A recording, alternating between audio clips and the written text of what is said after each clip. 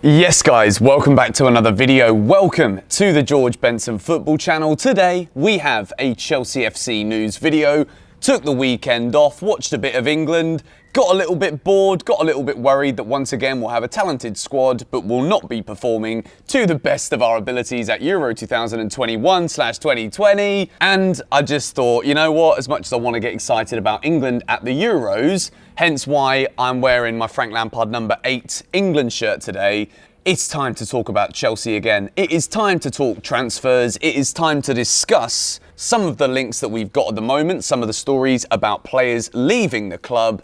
And if that is something that you like to see, I've had my weekend off. I'm back to doing daily videos now. So if you're not yet subscribed to GBFC, I'd love to ask you to do so. Turn on the bell notifications so that you do not ever miss a video. This is the home of content for the team who are the champions of Europe, which makes some argue the best team in the world. Now, the first story that I want to talk about today is kind of a roundabout story. And what I mean by a roundabout story is you go literally all the way around the roundabout and you end up going off the road the same way that you knew that you were going to go in the first place, but at one stage you thought you were going to take a nice little detour into a different direction of a much greater promise. Olivier Giroud signed a new contract, which made me absolutely delighted. I would love to see Olivier Giroud spend another season at Chelsea, even though last year we saw him play a bit part role in the squad, which is fair in terms of game time, but in terms of important goals, Olivier Giroud, we cannot discredit any of the work he did, particularly in the Champions League. Those 4 goals in Seville, that was enough in my mind to give him a new contract regardless. Whether it was under Lampard or under Thomas Tuchel, even when he was playing well, it was very difficult for him to lock in a sustained run in the team because obviously Chelsea have Timo Werner. We spent 53 million on Timo Werner, which we're going to get into in a moment. So Olivier Giroud's game time, particularly as a 34-year-old striker who, as much as he brings a lot to the Chelsea side, it is kind of, at this point in his career, a very singular dimensional game that Olivier Giroud has. So Thomas Tuchel particularly was trying to find a bit more diversity with his attacking three. So that's why we saw Timo, despite not always scoring, starting up front pretty much most of the games, or Kai Havertz in a false 9, which is also deemed to be something very useful for Chelsea indeed. The bad news that I'm going to, and the reason why I call it a roundabout and we're still ending up going bloody home, is because Giroud can still be sold. The agreement is that although he signed a contract extension, if there is an offer that comes in for him that he quite likes, Chelsea will accept it and let Olivier Giroud go. And the news is that AC Milan are still very much interested in Olivier Giroud. I personally hope this one doesn't happen. I would love to see him stay at the club, even if it is just for, you know, my own rational, sentimental reason. You know, rational and sentimental is not really words that go hand in hand in football often, but I think it's a good idea. I think Olivier Giroud's mentality is something that certainly rubs off on the younger players within the side. We see all the comments and the quotes coming from Olivier Giroud, and the advice that he gives to young players is flipping good. And I know a lot of it is like cliche, and you go on to flipping Instagram and you find a flipping self-help page and they're going to post all the same things, but the fact is actually coming from a footballer, and we don't get to hear what is said in the dressing room,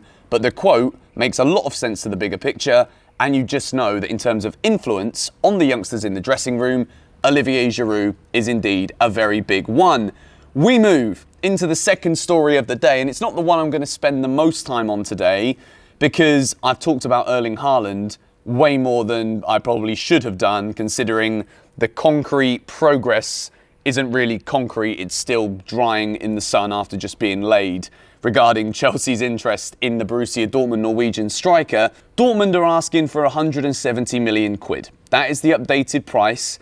Jadon Sancho is the man who they have said can go at a cutthroat price compared to what was offered last summer, and it looks as though Manchester United are going to be in the reckoning for him, which does remove United from the Haaland pursuit, probably, but 170 million quid. There is talks that Roman Abramovich is still heavily interested in the player. Seen a couple of tweets today, I'll put them up on the screen for you to read as well, but 170 million quid, I don't know. Lukaku's going to stay.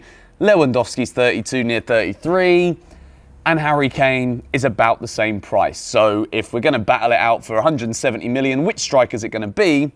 I would still say we go all in for Erling Haaland. But There is also talks that Thomas Tuchel is aware that signing a top quality, high scoring player this summer might be very difficult because of the two players that are obviously the most wanted are also at incredibly difficult prices. 170 million for Haaland, probably something around a similar figure for Harry Kane because it's Chelsea and Spurs we know don't want to sell to us. So Thomas Tuchel is also ready to really back Timo Werner, the man that we spoke about earlier, and a man who I think there'll be a lot of talks about him this summer, not in terms of leaving Chelsea, but if Chelsea do either fail or succeed in their pursuit of a high goal-scoring striker, then I think there'll be questions about what Timo's role will be next season. I still back the man. I think in terms of how his season has been, you will find out in tomorrow's video. I'm doing a tier list video of all of Chelsea's players throughout the entire season, and you'll find out what I have to say about Timo Werner within that video.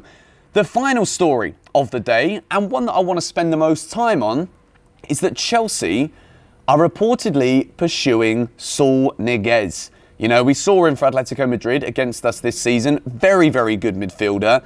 Plays as more of a central midfielder, often as a defensive midfielder as well for Atletico Madrid, which isn't a surprise considering they're actually a pretty defensive side. So, Saul Niguez to Chelsea. What do I think about this? I have a few qualms, but I also really like the player. I think in terms of what Chelsea can do, there is, in my mind, the splitting point is whether or not he's an upgrade on Jorginho or not. And as much as this season has gone on, I've really started to like Jorginho. I've really started to believe in what he can do. Towards the end of the season, if we take away all of the crazy love and adoration for anyone who was on that pitch during the Champions League final, there was still a few moments from Jorginho in the latter end of the Premier League season where I just thought, come on, mate, really? Like, step it up a little bit. We need more from you here. And I think Saul Niguez is actually a player who has less of these drops in performances, and he still has this world-class aura about him. In terms of the world-class conversation, it is definitely a term that gets thrown around way too frequently in football. I do it myself because I like to big players up, and it's just my optimistic nature as a Chelsea fan. I often say everyone's bloody world-class if they score a goal. But keeping it real, I think that at the moment, with Kovacich, Kante, Jorginho and Billy Gilmour, there is still going to be questions about Billy. And I do believe that as a result of this potential transfer actually happening, I don't necessarily see Jorginho leaving the club. I think Kante and Kovacic are pretty much secured. N'Golo Kante's come out and said that he wants to spend more years at Chelsea. We know he's not going anywhere. In recent summers, there have been questions, there have been inquiries, there have been approaches for Kante. It's not going to happen after he wins the Champions League. Mateo Kovacich, we saw the dog and the cat are starting to scrap 8 minutes into the video. We saw the brilliance of Kovacic at times towards the end of the season that we knew has been there ever since we signed the player. And when we had him on loan from Real Madrid, he was excellent. And then we signed him permanently, and I thought it was an absolute bargain. And I think as his career develops at Chelsea, we will look back on that 40 million as an incredibly well-spent transfer. So, Jorginho, what does this mean for Jorginho? We've heard that Chelsea are offering both Kante and Jorginho potentially new deals this summer. I think if anyone is going to drop out as a result of Chelsea going for Saul Niguez, it would be Billy Gilmour. And I really hope, and I pray that we don't have a similar situation to that of Tomori, where it's now AC Milan, they got the player, and Chelsea miss out on a quality youngster because we wanted to bring in more experienced midfielders in this case. I really hope that Chelsea don't do something stupid and say to European champion Billy Gilmour, mate, at the moment, it's looking like you're going to be fifth choice central midfielder. Jorginho's staying, Kante's staying, Kovacic is staying. We're bringing in the Spaniard Saul Niguez. So therefore, it's time to go out on loan, Billy, which I actually think a loan for Billy Gilmour would be a good thing. I just sit here in trepidation a little bit because I hope that Chelsea don't put in a stupid option to buy because we don't want to have to go through that again. I'm a little bit upset about Tomori leaving, I'm not going to lie.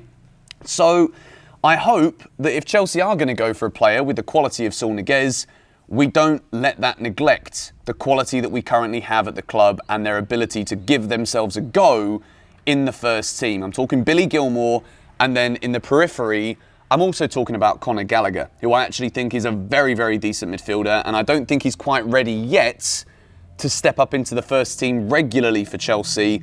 but I saw enough this season at West Brom and with his time at Charlton and Swansea as well that this guy is going to be a very, very decent player. Let me know your thoughts on this in the comments down below.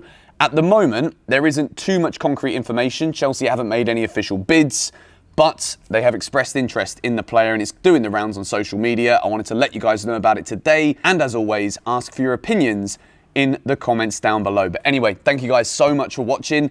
I've not been posting on GBFC 2 recently, but the Euros begins on Friday with Turkey versus Italy. So there will be a daily roundup series of the games at the Euros over on GBFC 2. There'll be a link to that in the description. Make sure you go and subscribe, turn on notifications there as well. Hit the like button if you enjoyed this one, and I'll see you guys tomorrow. Come on, you Blues. Champions of flipping Europe.